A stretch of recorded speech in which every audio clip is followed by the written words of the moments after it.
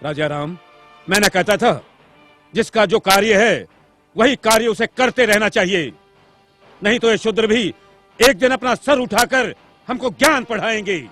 राजा राम, तुमको असंगत कहेंगे। शंभुक, तुमने धर्म की मर्यादा का उल्लंघन किया है। मैंने किसी धर्म की मर्यादा का उल्लंघन नहीं किया है। मैं एक ही धर्म को मानता हूं, वो धर्म है प्रकृति का धर्म, और उसके अनुसार सभी मानव समान हैं। ना कोई ब्राह्मण है, ना कोई शूद्र है। देखो देखो इसकी जीवा कैसी लपलपा रही है।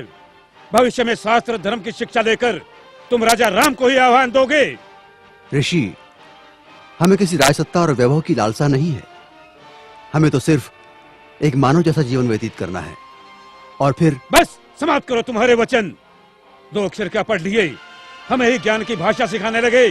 राम, ये अपराधी है और इसे दंड मिलना ही चाहिए, नहीं तो ऐसे पापियों के कारण हमारे राज्य में आपत्ति आ सकती है।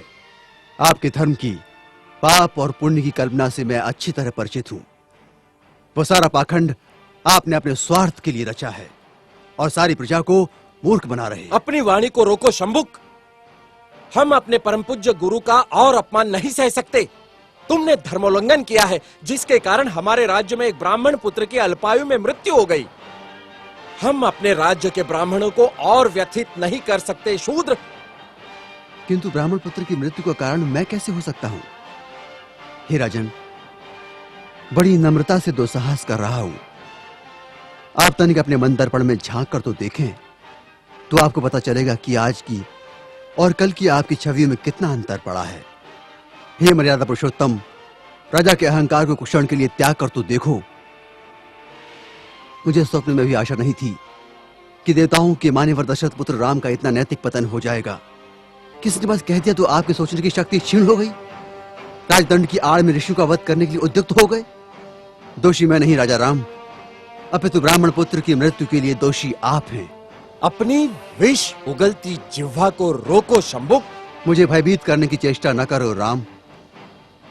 जब जब किसी शूद्र ने परंपरागत सामाजिक दास्तां की बेड़ियां तोड़ने की चेष्टा की, तब तब धर्मांधों ने उसकी हत्या कर दी। मुझे मृत्यु का भय नहीं राम। एक शंभुक जाएगा तो दूसरा शंभुक निश्चित ही पैदा होगा। शंभुक, मैं राम, स्वाभिमान और स्वतंत्रता का लघु जीवन भी दास्ता और अपमान से भरे दीर्घायु से कई गुना सुखकर है। अब यदि एक भी शब्द तुम्हारे मुख से और निकला तो मैं सत्य हूं और सत्य की कभी मृत्यु नहीं होती।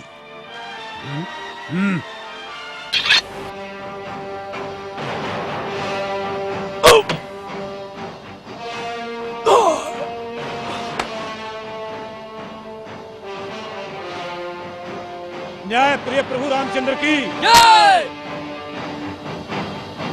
न्याय प्रिय प्रभु रामचंद्र की जय। न्याय प्रिय प्रभु रामचंद्र की जय। न्याय प्रिय प्रभु रामचंद्र की जय। न्याय प्रिय प्रभु रामचंद्र की करो, जय जयकार करो। ब्राह्मणों के जाल में फंसे श्री रामचंद्र की जय जयकार करो। कपट से बाली का वध करने वाले श्री रामचंद्र जी की जय जयकार करो। अपनी पत्नी का त्याग करने वाले श्री रामचंद्र की जय जयकार करो। महर्षि शंभुक का वध करने वाले राम की जय जयकार करो। करो, जय जयकार करो, ताकि इनके काले कारनामों पर पर्दा पड़ता रहे।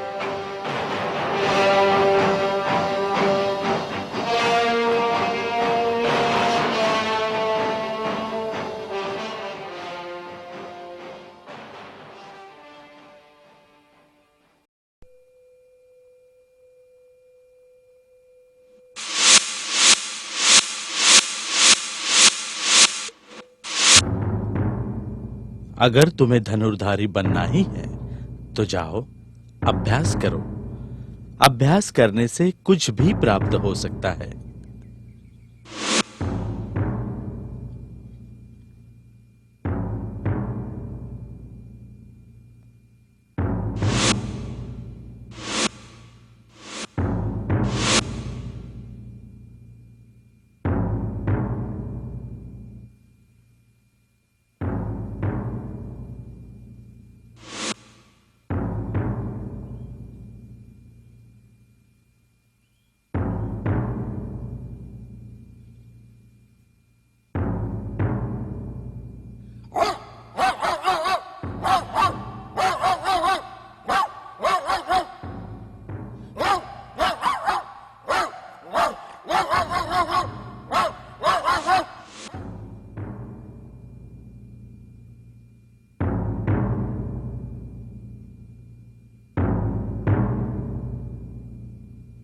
प्रिय अर्जुन, तुम्हारा प्रश्न बिल्कुल उचित है, किंतु युद्ध विद्या में योद्धा को युद्ध की संपूर्ण कलाओं में पारंगत होना चाहिए।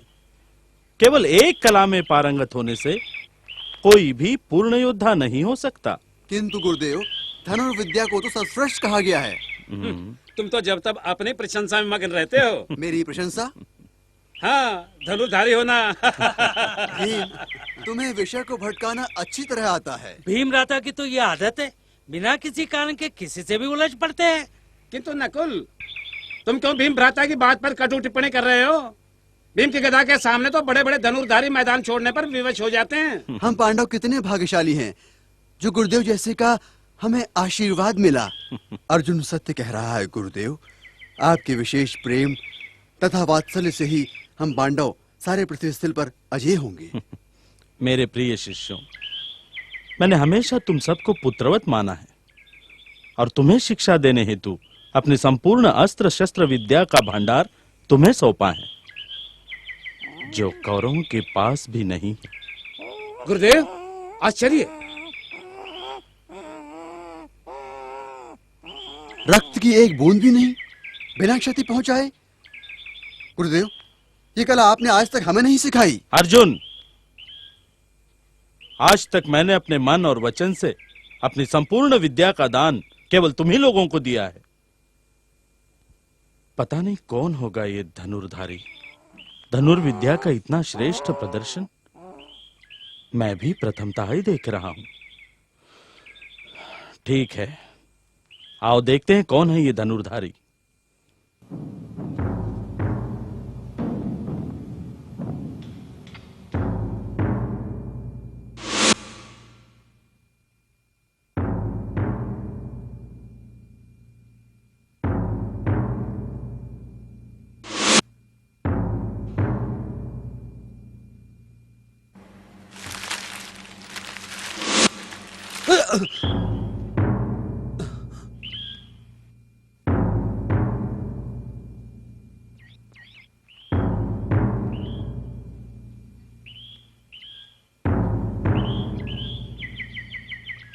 कौन हो तुम लोग? भद्र पुरुषों, तुम्हारे आगमन से मेरी एकाग्रता भंग हो रही है। मैं युधिष्ठिर, ये मेरे अनुज भीम, अर्जुन, नकुल और सहदेव। क्षमा चाहता हूं वीर पुरुषों, मुझे पता नहीं था कि आगंतुक आप लोग हैं। क्या उस कुत्ते का मुख तुमने ही? जी हाँ मान्यवर, वो मेरे अभ्यास की एकाग्रता को भंग कर रहा था। कहां से सीखी है ये कला? कौन है तुम्हारे गुरु? मेरे गुरु हैं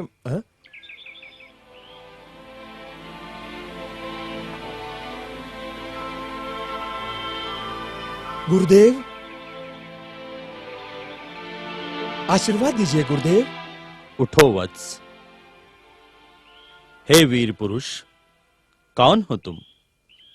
तुम्हारी कला का श्रेष्ठ प्रदर्शन देखकर हम प्रभावित हुए। धन्य भाग मेरे गुरुदेव, आप स्वयं चलकर मेरे अभ्यास स्थल तक आए। हे वीर धनुर्धारी, कहां से सीखी है तुमने ये कला? कौन है तुम्हारे गुरु? किस वंश के हो तुम? गुरुदेव, मेरा नाम एकलव्य है, मैं आदिवासी हूं। आदिवासी? आदिवासी और धनुर्विद्या? किसने सिखाई है तुम्हें ये विद्या?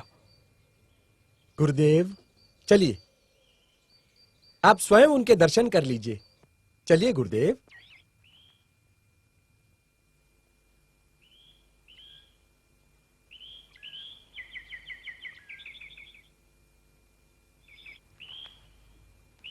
गुरुदेव, ये रहे मेरे परम पूज्य गुरु श्री द्रोणाचार्य जी। मैं और तुम्हारा गुरु? हाँ गुरुदेव, आप ही मेरे गुरु हैं। गुरुदेव, आपने तो हमें वचन दिया था, फिर ये विद्या इसे कैसे सिखाई? देखो एकलव्य, मैंने प्रत्यक्ष या अप्रत्यक्ष कभी भी तुम्हें धनुर्विद्या की शिक्षा नहीं दी। गुरुदेव, मैंने तो अपने मन से आप ही को अपना गुरु माना है। मेरा अंतर्मन सदा आप ही की पूजा करता आया है। गुरुदेव, यह आप ही की प्रतिकृति है। मेरे तो कुछ समझ में नहीं आ रहा है।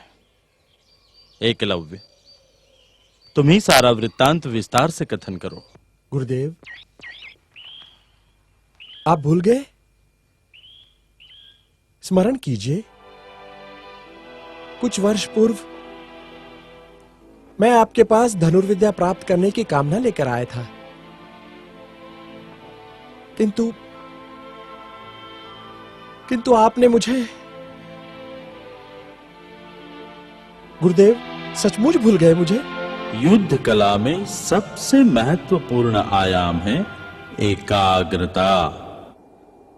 योद्धा अगर एकाग्र चित्त हो तो गदा ही क्या, वो किसी भी शस्त्र का प्रयोग निपुणता से कर सकता है, विजय प्राप्त कर सकता है। आज तुम लोग मेरे समक्ष शस्त्र विहीन उपस्थित हो, क्योंकि विशेष प्रयोजन से मैंने तुम लोगों को निशस्त्र यहां बुलाया है, ताकि तुम लोग एकाग्र चित्त को प्रधानता दे सको। गुरुदेव,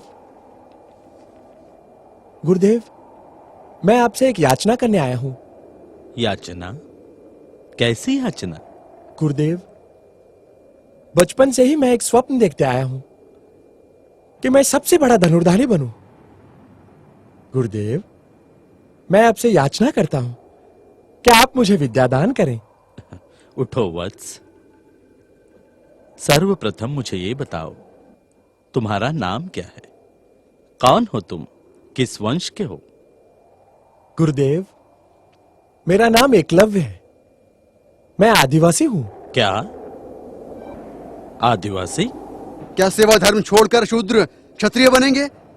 धर्म के विरुद्ध आचरण करेंगे? शूद्र होकर धर्मोल्लंघन का विचार भी मन में लाने का साहस कैसे कर रहे हो तुम? अब तो भ्राता अर्जुन, शूद्र भी तुम्हारे साथ धनुर्विद्या सीखने लगेंगे। भ्राता भीम, अब तुम भी सावधान हो जाओ, कहीं ऐसा ना हो कल कोई शूद्र गदा उठाए तुमको ही ललकारने लगे। देखो एकलव्य, धर्मानुरूप धनुर्विद्या सीखने का अधिकार केवल क्षत्रियों को है, और तुम्हें ये विद्या सिखाकर मैं धर्म के नियमों की बलि नहीं दे सकता। मेरा तुम्हें एक उचित सुझाव है, धनुर्विद्या सीखने का विचार तुम अपने मन से ही त्याग दो। किंतु गुरुदेव, मेरा स्वप्न। देखो एकलव्य, मैं विवश हूं, मैं तुम्हें अपना शिष्य नहीं बना सकता। अगर तुम्हें धनुर्धारी बनना ही है तो जाओ, अभ्यास करो। अभ्यास करने से